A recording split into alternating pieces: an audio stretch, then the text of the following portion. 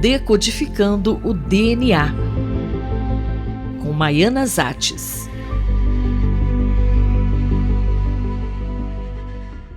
Professora, qual tema você nos traz na coluna de hoje? Hoje eu vou falar de novos achados sobre Covid-19 do nosso grupo. Desde que começou a pandemia, nos questionamos como explicar que algumas pessoas idosas eram resistentes, enquanto jovens, aparentemente saudáveis, tiveram formas graves de Covid e até letais. E para responder essas questões, nós coletamos diferentes amostras em um estudo coordenado pelo Centro do Genoma. Uma delas foi a de casais discordantes, onde um dos cônjuges foi infectado e o outro, apesar de exposto, sem proteção, permaneceu assintomático. E essa pesquisa foi publicada em 2021 na revista Frontiers in Immunology. A nossa hipótese é que nas pessoas resistentes haveria uma ativação mais rápida das células NK que atuam na resposta imune. Agora tivemos mais 2 estudos que foram aceitos para publicação. O primeiro também está focado nos genes mecanismos de resistência e também será publicado na revista Frontiers in Immunology. E o segundo comparou a progressão da Covid longa em 2 gêmeos idênticos que tiveram uma forma grave e, coincidentemente, foram internados e entubados no mesmo dia. Essa pesquisa será publicada na revista Frontiers in Medicine. Eu hoje vou falar do primeiro, focado nos genes de resistência.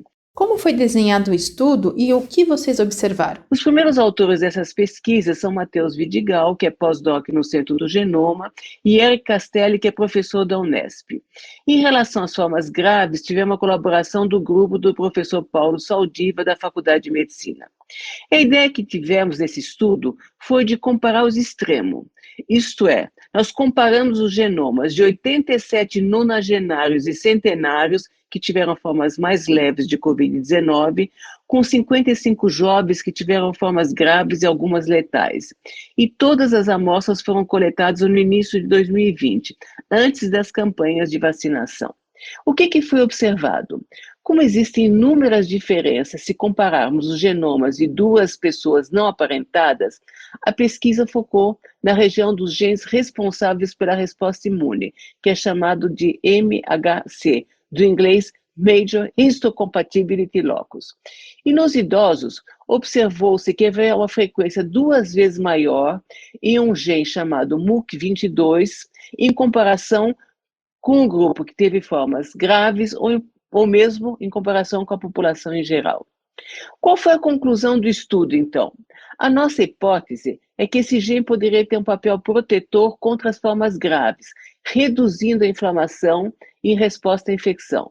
Interessante é que um grande estudo publicado na revista Nature em agosto pelo consórcio Host Genetics Initiative mostrou que uma variante em um gene da mesma família, MUC5B, responsável pela produção de mucina, estava associada a uma sobrevida 2 vezes maior em pacientes com fibrose pulmonar idiopática. E nos camundongos, essa variante parece ser essencial para a liberação e eliminação do muco e para controle da infecção. Quais serão então os próximos passos? Toda vez que nós identificamos um gene candidato, o próximo passo é fazer o que chamamos de estudo funcional. Isso é pesquisar qual é a função desse gene, como ele atua.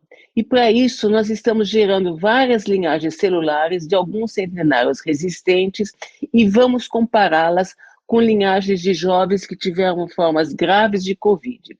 Vamos infectar as linhagens com 2 variantes da SARS-CoV-2. A Delta, responsável pela forma mais grave, e a Ômicron, responsável pelas formas mais leves. E vamos estudar o comportamento desse gene da mucina. Esperamos ter respostas que nos ajudem a entender como esses genes atuam para proteger as pessoas que nasceram com essas variantes protetoras. A professora Maiana Zates conversou comigo, Fabiana Maris. Decodificando o DNA, com Maiana Zates.